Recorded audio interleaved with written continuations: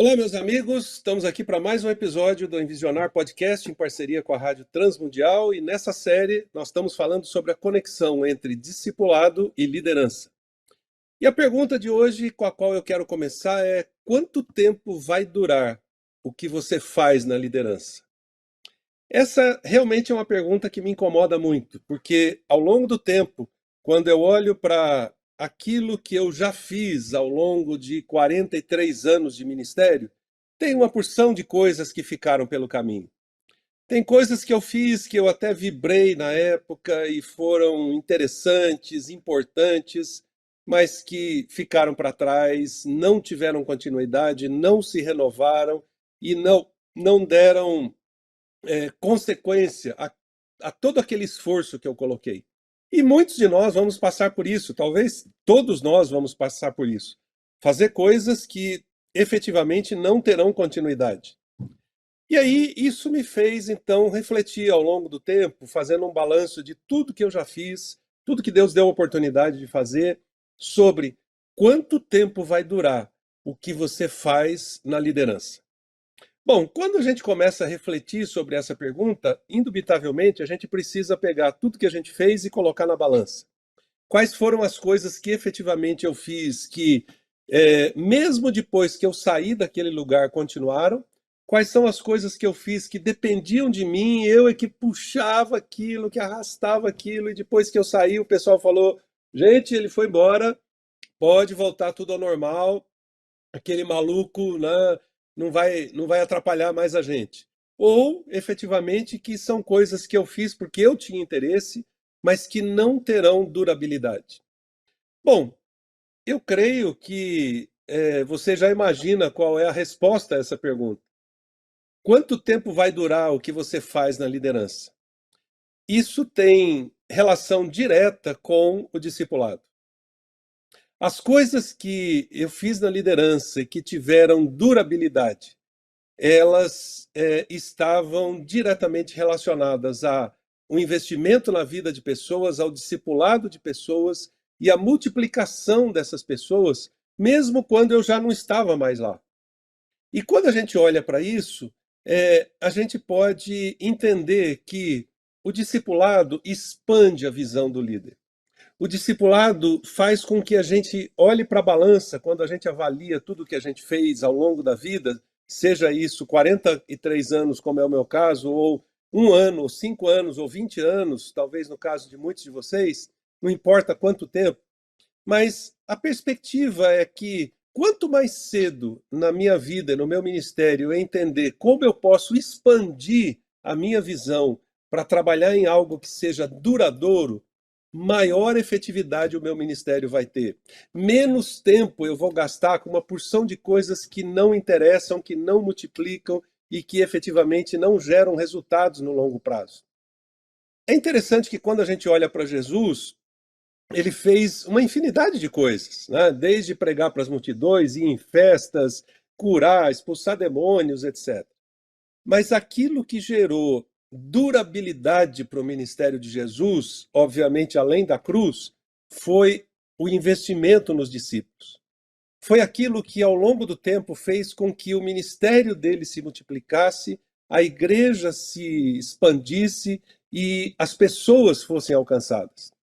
Bom, quando a gente olha para isso, a gente precisa então refletir sobre algumas coisas. E uma delas é que se eu quero dar durabilidade para aquilo que eu faço na liderança, eu preciso é, entender perspectivas diferentes de como eu posso expandir minha visão para poder investir em coisas que realmente gerem impacto. Isso provavelmente vai acontecer por meio de planos que a gente tem, mas de outro lado vai acontecer por meio das situações do dia a dia. Então, eu quero contar uma outra história aqui para te ajudar a entender isso. É a história da Alice. A Alice era uma pessoa da nossa igreja que veio conversar comigo um dia com uma porção de dúvidas profissionais. Quando a conversa começou, eu comecei a olhar e falar assim: isso aqui não é só mais um aconselhamento, mais uma conversa. Essa é uma conversa estratégica. a gente tem um missionário na CEPAL, o David Cornfield, que talvez muitos de vocês conheçam, que diz assim: existem alguns encontros que a gente pode chamar de encontros divinos, momentos divinos. E para isso eu preciso estar sempre com a minha visão afiada e a minha perspectiva, a minha leitura do ambiente afiada, para entender que eu vou fazer uma porção de coisas corriqueiras, mas no meio delas tem algumas coisas especiais, estratégicas, alguns momentos divinos onde eu preciso ser o mais estratégico possível, fazer a melhor leitura daquele momento, poder dar as melhores orientações, porque eu não estou simplesmente aconselhando uma pessoa a tomar a próxima decisão. Eu posso estar aconselhando uma pessoa, ou orientando, ou mentoreando, ou discipulando a pessoa a tomar uma decisão que vai mudar o seu rumo de vida. E foi exatamente o que aconteceu no caso da Alice. A Alice era uma enfermeira. Ela também tinha um chamado missionário. E numa das conferências missionárias que a nossa igreja fez, ela sentiu, por conta de uma missionária que veio da África falar, que ela deveria ir para a África.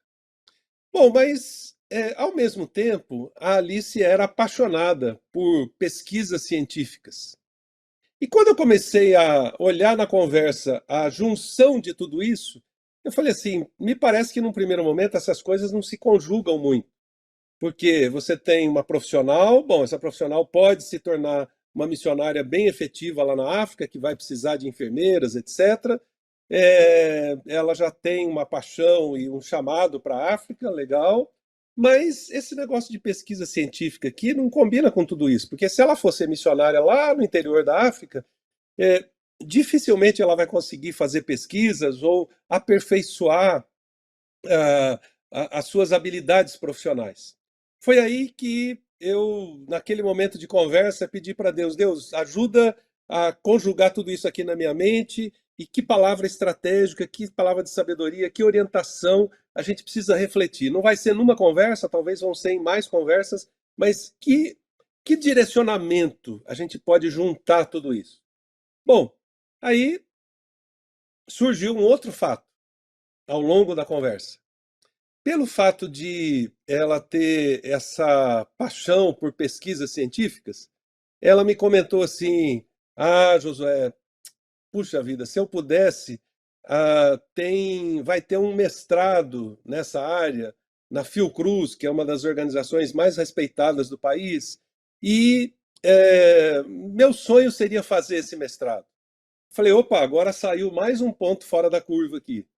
Porque ela tem uma paixão para cá que é uma trajetória, e ela tem uma paixão para cá que é outra trajetória. E num primeiro momento, essas duas trajetórias não se combinam, humanamente falando. Mas é nessa hora que a gente precisa tentar fazer a leitura da perspectiva de Deus e pedir para o Espírito Santo dar a direção para que uma palavra, um direcionamento vão ser a mudança de chave, a mudança de vida para essa pessoa. Foi exatamente isso que aconteceu. Quando a conversa começou a se desenrolar, eu falei assim: essa conversa vai sair daqueles parâmetros normais de vamos orar, vamos pedir para Deus dar a direção, Deus te abençoe, vou orar por você. Bom, nesse momento, eu comecei a fazer algumas outras perguntas e, em lugar de simplesmente repetir alguns conselhos básicos que todos nós, como pastores, damos para as pessoas, eu resolvi levantar algumas perguntas de desafio. E se você fizesse isso? E se você fizesse aquilo? E se você pensasse nessa possibilidade? E aí eu comecei a perceber que os olhos dela começaram a brilhar.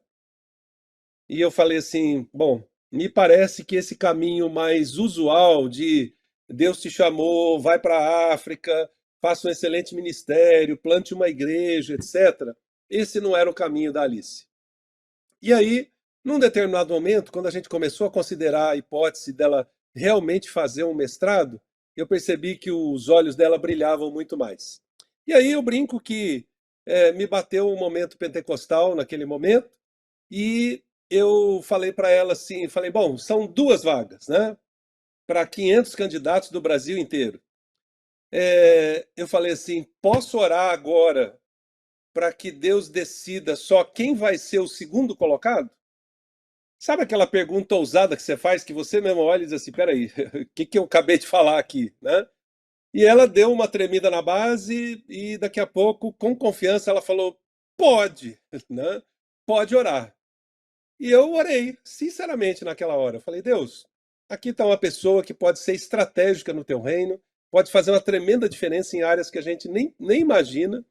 E, estando na tua vontade, é, coloca a Alice lá nessa vaga. Só tem 2 vagas, tem 500 candidatos, mas se o senhor quer usá-la, coloca ela lá. Oramos, encerramos aquele momento. Falei para ela: agora mete a cara nos livros, estuda, vai fazer a prova para o mestrado e espero te ver lá na Fiocruz. Bom, os meses se passaram, ela fez a prova e o que, que aconteceu? Deus confirmou aquele momento pentecostal ali e ela realmente passou em primeiro lugar, pegando uma das 2 vagas. Ela foi fazer o mestrado. Assim que ela terminou o mestrado, ela foi convidada para fazer o doutorado. Durante aqueles anos, eu me lembro que encontrei com ela 1 ou 2 vezes lá no Rio.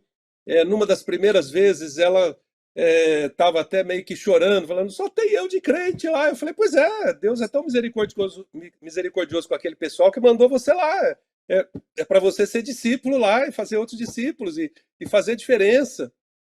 Bom, depois de alguns anos, ela se tornou professora na Universidade Federal, pesquisadora, ajudou em N projetos e mais. Ela chegou a passar um tempo na Universidade de Harvard, palestrando lá, participou de projetos da OMS, da Organização Mundial da Saúde, para onde? Para a África. E aí, anos depois, eu comecei a ver a conexão de vários pontos daquela conversa, que naquele momento da conversa a gente jamais podia imaginar. Era ajudar a África? Também. Mas era ir para a África? Não necessariamente, porque o impacto dela, o conhecimento dela e as perspectivas dela, fazendo pesquisas, ajudando na solução de doenças, não só brasileiras, mas globais, era muito maior do que a perspectiva de estar num lugar, talvez com algumas limitações, e não há qualquer problema. Deus vai chamar alguns para ficarem no lugar e Deus vai chamar outros para terem abrangência global. Mas no caso dela, era exatamente esse segundo caso. Bom, percebam então que naquele momento eu tive que juntar várias coisas para fazer uma aplicação bem prática de como dar durabilidade para a minha liderança naquele momento, que era ser pastor numa igreja local, interagir com pessoas que estavam no processo de discipulado e dar para essas pessoas uma perspectiva muito maior do que simplesmente estarem num lugar ou fazendo só uma coisa, que não foi nada diferente do que Jesus fez. Quando Jesus trabalhou com os 12, a perspectiva dele era essa. Eles não sabiam, mas eles seriam líderes de uma igreja global. Eles não tinham nem ideia do que aconteceria pela frente, mas eles seriam pessoas que seriam usadas para dar durabilidade para o ministério de Jesus, tanto que hoje nós somos os discípulos dos discípulos dos discípulos de Jesus. Quanto tempo dura o ministério de Jesus? 2000 anos. Por quê? Porque de um lado ele morreu na cruz, mas de outro lado ele preparou 12 homens que deram o start desse processo, que continua e continua e continua e continua. A minha conversa com a Alice naquele dia foi exatamente isso. Foi refletir o que Jesus fez com os 12 e pensar assim: daqui 5, 10 ou 20 anos eu não vou estar mais sentado nessa cadeira, eu não vou estar nessa igreja, mas agora, nesse momento, eu tenho a possibilidade não só de preparar o sermão para domingo e pregar, não só de fazer uma visita, não só de ensinar numa classe, mas eu tenho a perspectiva de ampliar a visão de um profissional cristão para que o ministério dele e o meu, dados por Deus, se multipliquem de uma maneira que a gente nem faz ideia. Bom, a Alice continua até hoje como pesquisadora, participando de grandes projetos, não só no Brasil, mas globais, fazendo pesquisas, encontrando soluções para doenças que talvez as pessoas nem imaginem.